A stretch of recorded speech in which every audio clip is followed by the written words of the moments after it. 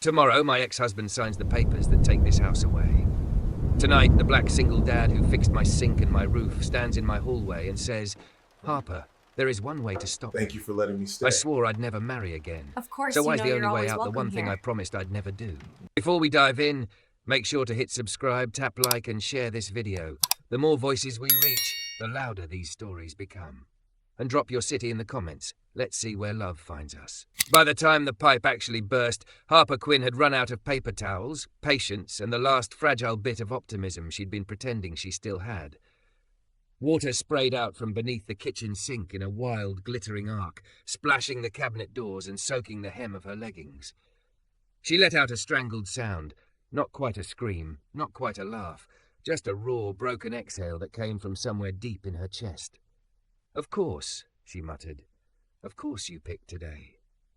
Her thick, curvy body ached from a long day at the office. Her lower back throbbed in that familiar way that reminded her she was 36, not 26, and that stress clung to her shoulders like a second skin. Her oversized tee clung damply to the swell of her breasts, and her long blonde hair, pulled into a messy ponytail, had come loose in damp strands around her flushed face. She grabbed a mixing bowl, shoved it under the stream, and watched it fill far too quickly. "You've got to be kidding me." The divorce papers still sat in a neat stack on the dining table, a heavy white rectangle in her peripheral vision. Final. Irreversible. Signed last week. Her ex-husband's signature, Adam Quinn, in bold, careless strokes, felt like a bruise on the page. No more husbands, she'd told herself when she walked out of the courthouse. No more compromises. No more begging someone to stay. No more love. Just stability. Just quiet. Just not this. Her phone buzzed on the counter. Harper wiped her wet hands on her leggings and snatched it up, jabbing at the screen. "Hello." "Hi." The voice on the other end was deep and steady. "This is Malik from Hayes Home Repairs. I'm outside, just wanted to make sure I've got the right address before I come in and destroy your kitchen." Despite herself, Harper let out a choked laugh. "If you can make it any worse than it already is, I'd be impressed." He chuckled, low and easy. "Challenge accepted. You okay if I come around the side gate? Looks like your front steps are still roped off." She closed her eyes. The roof leak, the contractor who never came back, the caution tape she'd left up because she was too exhausted to deal with one more thing. "Side gate is fine," she said. "It sticks a little. Just push." "Got it. Be there in a minute." She hung up and stared at the phone for a beat, then at the shining puddle spreading across the floor, her reflection blurred in it. Hazel eyes red-rimmed from too many sleepless nights, cheeks still round and soft, lips pressed tight like she could hold herself together if she just didn't open her mouth too wide. Harper grabbed an old towel and tossed it down, then another. Water still won. When the knock came, it was gentle, almost polite, against the back door. She opened it and froze. The man on her doorstep looked like he'd stepped out of a life that made sense. Tall, easily over 6 feet, with warm, deep brown skin and shoulders that filled the doorway. His black work jacket stretched over a broad chest, and there was a small white logo over his heart. Hayes Home Repairs. A tool bag hung from one hand, and a folded clipboard was tucked under his arm. His eyes caught her off guard. Dark, yes, but soft in a way she didn't trust. Kind in a way she definitely didn't trust. "Harper?" he asked. She nodded, suddenly aware of her damp shirt, her bare feet, the chaos behind her. "That's me. You must be Malik. Last time I checked." He offered a small smile that crinkled the corners of his eyes. "You mentioned a mini-flood situation in your message. Mind if I come in and say hello to the disaster?" She stepped aside. "The disaster is me, but the sink is trying to steal the spotlight." He let out another quiet chuckle and brushed past her, bringing with him the faint scent of soap and something like cedar. He moved with a grounded, unhurried steadiness, as if there was nothing in this kitchen he couldn't handle. Even her. No, not that. She shut that thought down fast. He put the tool bag on the counter and dropped to one knee in front of the cabinet, opening the doors and inspecting the frantic spray. "Oof," he murmured. "This pipe gave up on its dreams." "She's not the only one," Harper muttered under her breath. He glanced back over his shoulder. "Say again?" "Nothing." She folded her arms over her chest, a half-conscious shield. "Do you need anything? If you have an empty bucket or a big pot, that'd help. And maybe a towel for me. The pipe's staging a protest." She grabbed a large stock pot and another towel, handing them to him. When his fingers brushed hers, her stomach did a small traitorous flip. She pulled back quickly. This is a job, she told herself. He's a contractor, not anything else. He manoeuvred the pot under the stream with practiced ease, then twisted the shut-off valve with sure, strong hands. The water slowed, sputtered, and died.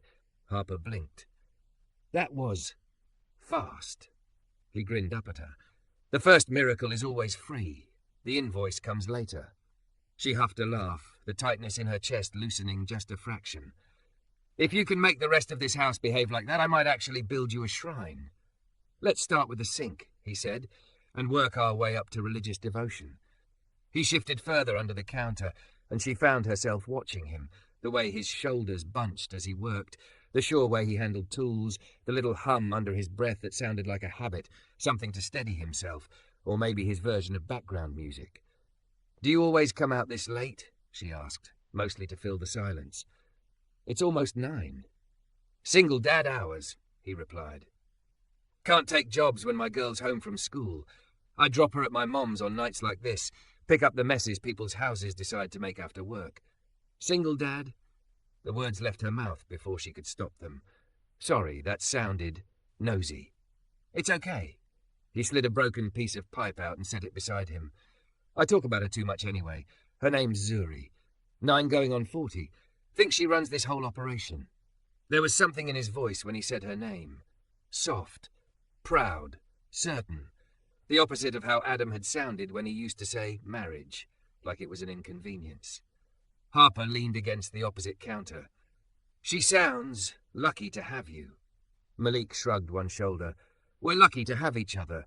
Her mom left when she was 3, never really looked back, so it's been me and Zuri and my mom tag-teaming life."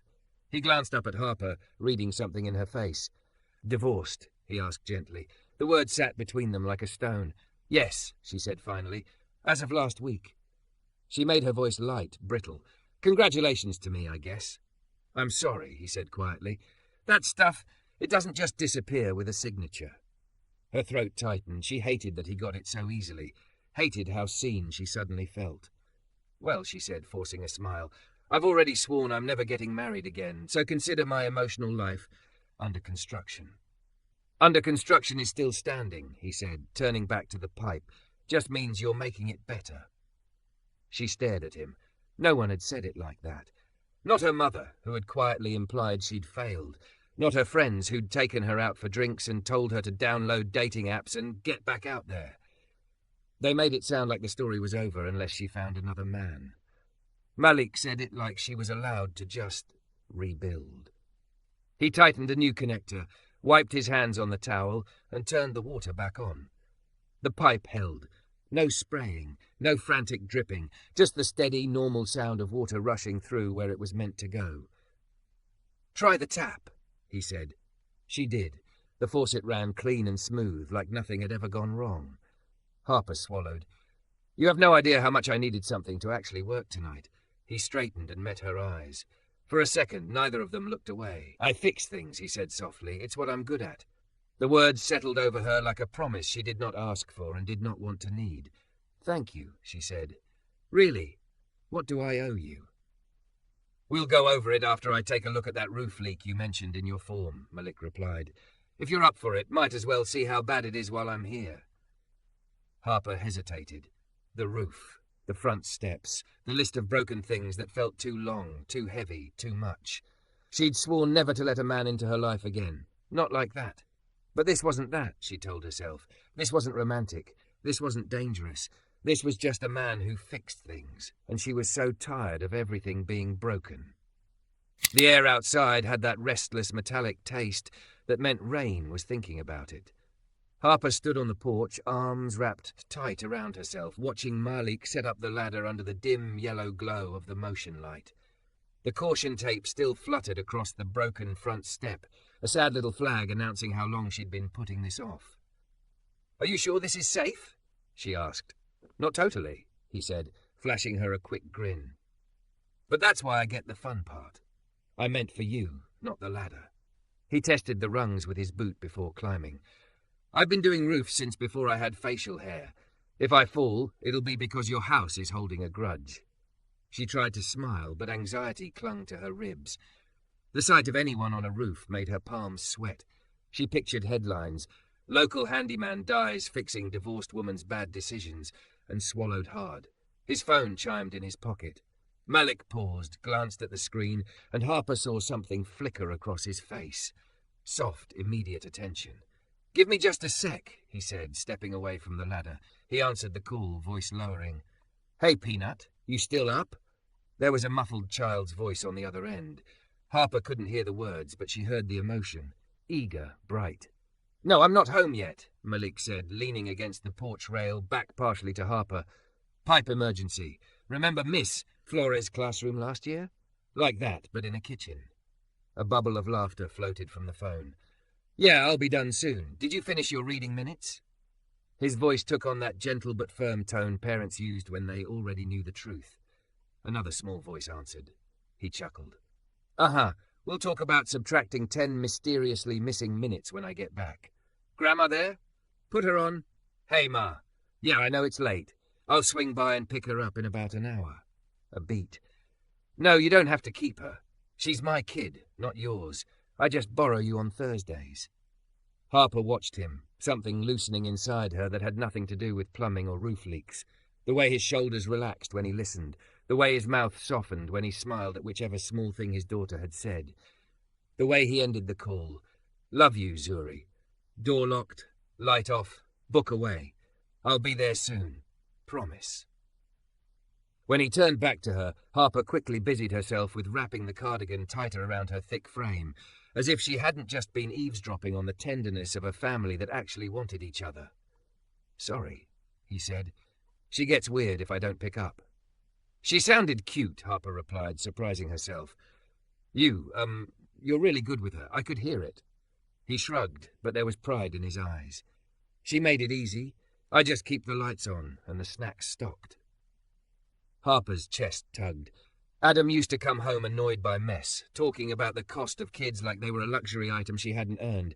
They'd never had them, never the right time, never his willingness. "Okay," Malik said, clapping his hands once. "Let's see what kind of secrets your roof is keeping." She watched him climb, her stomach tightening with every step.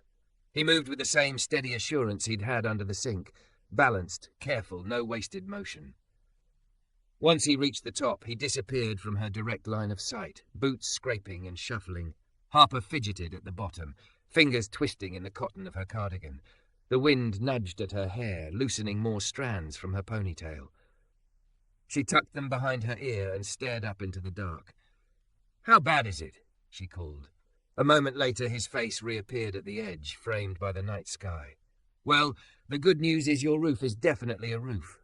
And the bad news," he exhaled, long and slow, "you've got a section where the shingles are basically gone. Looks like someone patched it with... Is that duct tape? Okay, and the flashing," he muttered, half to himself. "Whoever did this last didn't know what they were doing, or they really hated you." She flinched. "My ex hired a guy off Facebook Marketplace. He said the quote from the roofing company was ridiculous." "Ah!" Malik's mouth tightened. Well, duct tape guy did not win Roofer of the Year. The shame hit her hot and fast. Memories flashed, Adam waving away her concerns, telling her she was dramatic, that professionals were a scam, that she didn't understand how money worked. Her standing on this same porch months ago, listening to rain drip through the ceiling, and him saying, "It's not that bad, Harper, just put a bucket down." She turned away, blinking hard. "Can you fix it?" she asked, hating the break in her voice. "Yeah," he said. "Not tonight, though. I'd need to grab materials, and I don't climb roofs in the dark unless there's a literal emergency. But I can put a temporary cover on this section so you don't wake up to a swimming pool in your living room." "Okay." Her voice came out small. He disappeared again, and she heard the rustle of tarps and tools from his bag. A few minutes later he called down, "You mind if I anchor this to the far side? I don't want it turning into a kite if the wind picks up." "Do whatever you need." By the time he climbed back down, his jacket was dusty with grit, and a smear of black streaked across his cheek. He swiped at it with the back of his hand, missing it entirely. Harper had the unfamiliar urge to step close, lift her fingers and brush it away. Absolutely not, she told herself. So, he said, rolling his shoulders, short version, your roof needs real repairs soon. I can give you a proper quote tomorrow, break it into stages if that helps cash flow. But for tonight, you're safe from an indoor waterfall. Something in her braced. I can't, she swallowed. I don't know if I can afford a full roof job right now. The divorce, it left things tight. His eyes softened. I'm not here to squeeze you. We'll work within reality. Maybe we prioritize the worst section near the front. You mentioned water by the stairs, right? She nodded. Then that's where we start. Keep the house structure safe. We'll figure out the rest. It was that simple to him. No shaming. No rolling his eyes at her finances. No making her feel stupid for letting it get this bad. Her vision blurred. Exhaustion, fear, the weight of months pressed at her sternum until it cracked. I tried, she blurted. I really tried to keep this place together. I was the one paying the bills and calling people and Googling how to stop leaks with a hairdryer and a prayer, and he just... She broke off, pressing a hand over her mouth. Tears spilled anyway, hot and stubborn. Malik froze for half a second, then shifted, holding his hands up in that open, careful way she was starting to recognize. No sudden move toward her, no assumption he was welcome in the space between them. Hey, he said quietly, you don't have to apologize for crying over a house that's been through a war. Harper let out a wet, shaky laugh. It's not just the house. I know. His voice was so gentle it hurt. Can I come closer? The question caught her off guard. She realized he was still an arm's length away, giving her room to choose. Yes, she whispered, surprising herself. He stepped in, slow, not touching, but close enough that she could feel his warmth in the cool night air. Close enough that the scent of soap and cedar and something warm wrapped around her. People think roofs just fail one day, he said, like they were perfectly fine and then suddenly everything broke. He nodded toward the dark outline of the house. But it's always years of tiny hits. A missing shingle here, a bad patch job there, a storm that nobody checked after. Not because the owner didn't care. Because they were busy surviving other things. Her throat tightened. Are you going to tell me I should have caught it sooner? No. He shook his head. I'm going to tell you this isn't your fault. Somebody else made cheap choices in a place you trusted them. You're the one trying to fix it now. That's the only part that matters. The words landed in her chest like something solid she could stand on. No one had said that about her marriage. Not once. Not even herself. She felt suddenly, acutely aware of the curve of her hip brushing the cool porch rail, of how her cardigan gaped a little over her full chest, of the way she'd been shrinking herself for months, speaking softer, taking up less space, as if being smaller would make the pain less sharp. Malik looked at her like she wasn't too much at all. She sniffed and swiped at her cheeks with the heel of her hand. You always give therapy with your home repairs? He smiled, that slow, easy thing that made his eyes warm. Hazard of the job. Houses don't break on good days. By the time people call me, they're already carrying 10 other things I can't fix with a wrench. Feels unfair, she said. You don't know me. You shouldn't have to listen to my entire emotional breakdown on your Thursday night. I chose this job, he shrugged, and I chose to stay when the pipe exploded in my face. So, if you need to cry while I tell you your duct-taped roof is offended, that's part of the package. A laugh bubbled out of her, real this time. It loosened something further down, something that had been clenched since the first time Adam told her she was too sensitive. A gust of wind lifted the edge of her hair, and she shivered. You're cold, Malik said immediately. We can finish talking inside if you want. I still need to write up the invoice for tonight's heroics. Right. She pulled her cardigan tighter. Come in. I'll make coffee? Or tea? Coffee would put me in orbit at this hour, he said. Tea sounds perfect. In the kitchen, everything felt smaller with him in it. Not in a bad way. In a way that made the room feel full instead of empty. He leaned against the counter while she filled the kettle, taking in the space, the unpaid bills stacked neatly in a corner, the half-assembled shelf on the floor waiting for a drill she didn't know how to use, the divorce papers still on the table. His gaze flicked to the papers and back, never lingering, never prying. What kind of tea? He asked. Chamomile or peppermint? Stopped buying anything stronger after the lawyer told me not to make drunk decisions. Chamomile's fine, he smiled. I make that for Zuri when she's convinced there's a monster under the bed. Does it work? Most of the time. He tilted his head. Sometimes the monster's real, then we just sit on the floor and talk about it until it gets bored and leaves. Harper handed him a mug, her fingers brushing his for a moment. A tiny spark zipped up her arm. She told herself it was just static. He didn't flinch. Thank you.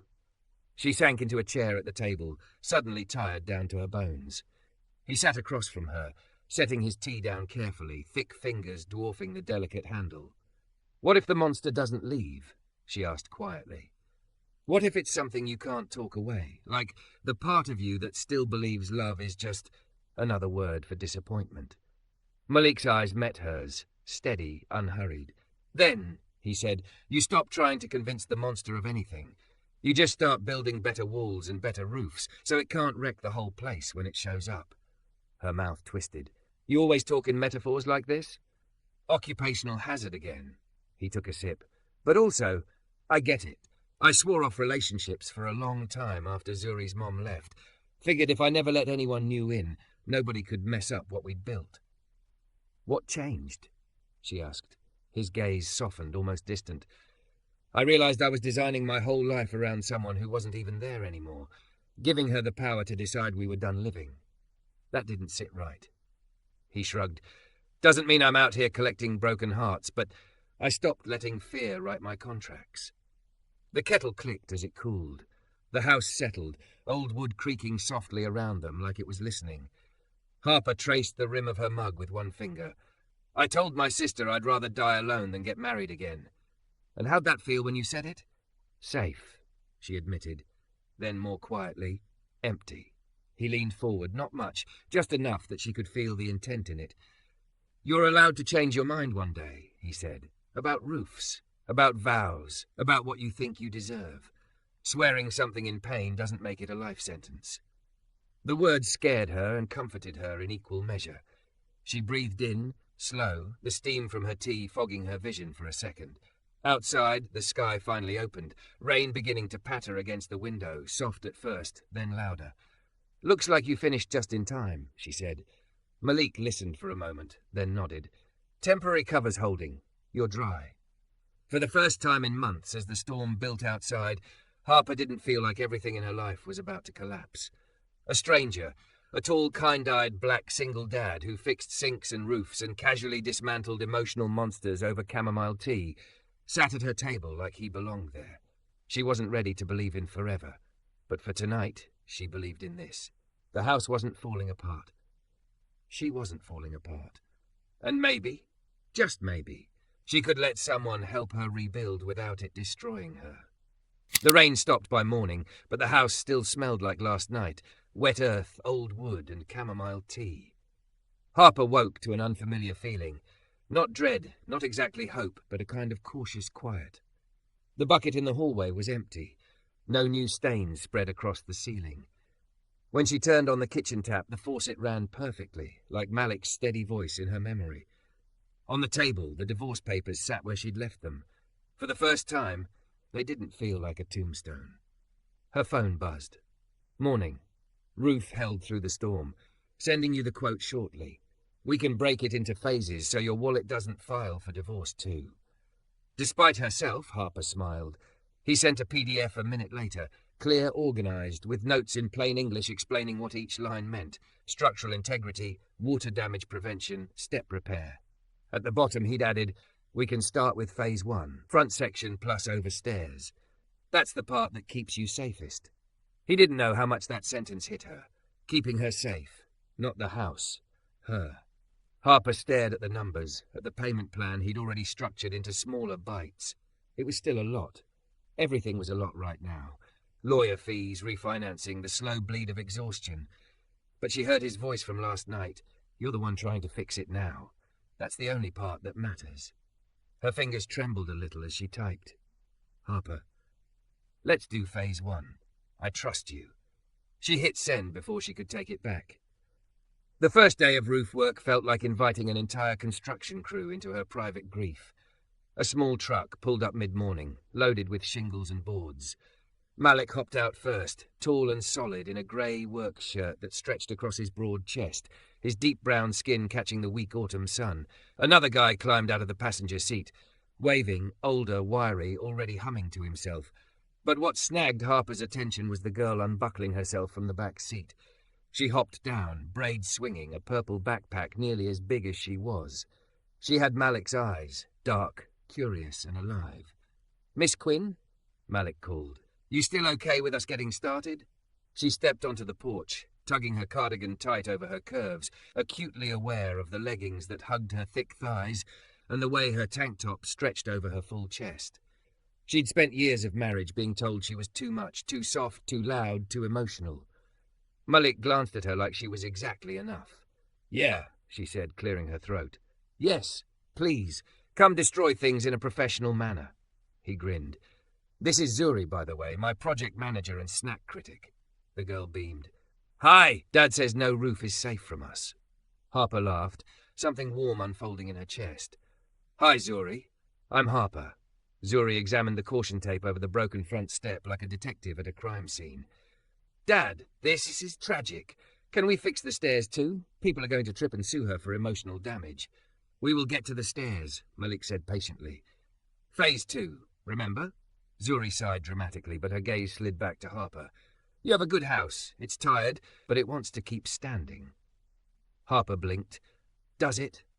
Zuri nodded with the earnest conviction of a 9-year-old who believed what her father taught her. "Dad says houses are like people. They creak when they've been holding too much." Harper's throat tightened. "Your dad's very wise."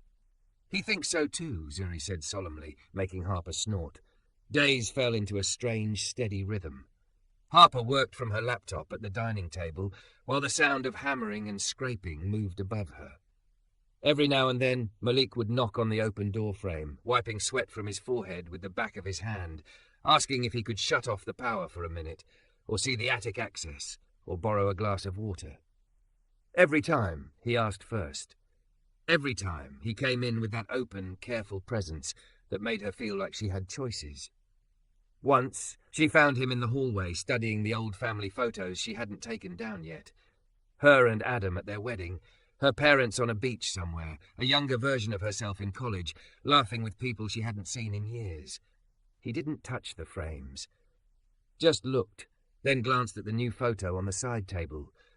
The one her sister had insisted she take at the courthouse, holding the stamped decree like a weird, grim trophy. "You look different in that one," he said gently. "Tired?" she guessed. "Free," he said. She had to walk into the kitchen and pretend she needed more coffee just to breathe. One afternoon, as the sky piled up with dark clouds again, Harper's phone buzzed with a message that made her stomach drop. "Adam, we need to talk about selling the house. It's too big for you alone. Don't get attached." Attached. Like this house hadn't been the only thing standing between her and total collapse. Like she wasn't still picking his cheap choices out of her life like bad nails from a rotten board. Her vision blurred. The room tilted. She didn't hear the knock at first, or the second. Only when Malik's voice floated through the open door did she jerk back into her body. "Harper, you okay?" She was standing in the middle of the living room, phone limp in her hand, breathing too fast. Her heart slammed against her ribs. "Hey," he said softly, stepping just inside, hands raised, palms open. "You want me to stay there, or come closer?" The question sliced through her panic like a rope thrown into deep water. "Closer," she whispered. "Please." He crossed the space slowly, keeping his movements measured, his tall frame somehow not overwhelming, despite the way he filled the room. He stopped an arm's length away, close enough that she could see the tiny scar at his jaw, hear the steady rhythm of his breathing. "What happened?" he asked. She held out the phone. "He wants to sell the house." Malik scanned the text, his jaw tightening. "Is your name on the deed?" "Yes. And his. The lawyer said I can fight it, but he knows I don't have the money for a drawn-out battle." Her voice cracked. "This is my home. It's the only thing that's mine. I can't lose this too." Her chest hitched. Tears spilled hot and fierce. She hated that Adam could still do this to her with one casual message. "Harper," Malik said quietly, "can I put my hand on your shoulder?" She nodded, barely. His palm settled there, warm, grounding, wide enough to almost cover the curve. He didn't squeeze, just rested it there like an anchor, his thumb near the edge of her collarbone. "Look at me," he murmured. She forced her gaze up. His eyes were steady, not pitying, not panicked, just there. "This house is not just lumber and nails and a roof I'm currently bullying back into shape," he said. "It's your life, your memories. If you want to keep it, you fight for it. Not alone. With a lawyer who actually likes winning, with whatever support you've got, and with a roof that won't cave in when you're in the middle of that fight." A shaky laugh escaped her. "You always bring it back to the roof. Because it matters," he said simply. "You deserve to stand in something solid when you're facing him. And you're not too attached because you want to keep your home. You're human." The word deserve landed somewhere deep and tender. She didn't move away from his hand. For the first time in a long time, she let herself lean slightly into someone else's strength. "Thank you," she said, "for the roof. For this." "Anytime," he replied. "You don't have to pretend you're fine with me. I see broken stuff for a living, remember? Nothing about you scares me." Something in her chest, long clenched shut, gave the smallest, quietest click of opening. The roof was finished 2 weeks later. On the last day, Malik and his crew packed up ladders and tarps while Zuri sat on the new front steps, swinging her legs, colouring in a notebook. The caution tape was gone. In its place, clean, solid concrete steps led to a door that didn't swell when it rained. "Inspection time," Zuri declared, hopping up as Harper came outside. "You have to walk up and down at least 3 times, so the steps know you trust them." Harper laughed. "Is that in the contractor's manual?" "It's in the Zuri manual," the girl said solemnly. "Very official." Malik watched from the truck, arms folded over his chest, a small smile tugging at his mouth as Harper obeyed, going up and down the steps, feeling the sturdy give of new concrete under her weight. The house felt different. Not perfect, not magically healed, but steady, like her. Later, after the crew left and Zuri had been scooped into the truck with promises of homework and hot chocolate, Malik lingered by the porch, hands shoved in his pockets. "Well," he said, "your roof officially doesn't hate you anymore." She smiled. "Thank you for everything. You really did fix more than I hired you for." He looked at her for a long second, something unspoken in his eyes. "I like this house," he said quietly. "I like how it feels now, like it's breathing again." "Funny," she replied, her throat tight. "I feel the same way." Silence stretched between them, not awkward, just full. "I should go," he said eventually. "Zuri's already texting me about the world-ending tragedy of math homework." "Tell her I said good luck," Harper replied. "And Malik?" "Yeah?" She swallowed, heart thudding. "When you first came here, I'd just sworn I'd never get married again. I meant it. I was so sure I was done letting any man into my life in any way that mattered." His shoulders stilled. He didn't step closer, but his attention sharpened like he'd tuned every frequency to her voice. "You don't owe me anything," he said softly. "Not romance, not promises. I came to fix your house. The rest, whatever we are, it's only what you want." "I know." She took a breath. "That's why it scares me that I want more." His eyes closed for a beat, like he was absorbing an impact. "Harper," he said carefully, "I have a kid, a life that's not simple. I'm not asking you to step into that unless you're sure." She let out a soft, wet laugh. "I don't think I'll ever be sure in the way I used to be. But I know this. You've never made me feel small.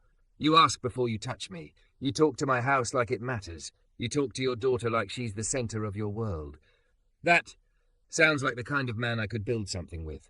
Eventually. If you'd want that. Slow." His jaw flexed.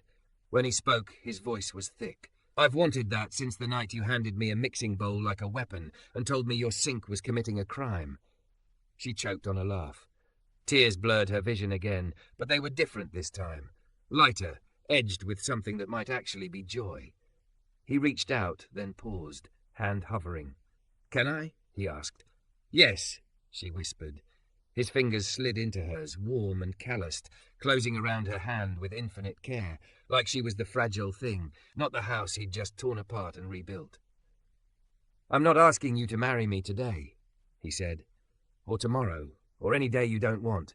But if there ever comes a time when you look at me and think I could do forever with this stubborn, overprotective single dad, I'll be right here, under this roof we fixed together." She stepped closer, her thick, curvy body fitting against his solid frame more naturally than she'd imagined anything fitting again. She looked up at him, at the softness in his dark eyes, at the patience written into every line of his face. "What if," she said quietly, "one day I'm the one who asks you?" His smile broke over her like sunlight. "Then," he murmured, "that'll be the easiest yes of my life." He bent his head, slow enough that she could pull away. She didn't. Their lips met, gentle, tentative, a question more than a claim. Heat sparked low in her belly, but beneath it was something deeper. Safety. Choice. A roof over her heart that she'd helped build. When they pulled back, the sky was beginning to purple, the outline of the house sharp and sure against the fading light. Years later, when she walked down a simple aisle in the backyard of that same house, Zuri scattering petals ahead of her, Malik waiting under the arbor with tears in his eyes, people would whisper that she'd said once she'd never marry again. They'd be wrong. She hadn't broken that vow. She'd just finally found a man who fixed sinks and roofs and little girl nightmares, and who showed her that love, the real kind, doesn't tear houses down. It helps you rebuild, and then it stays.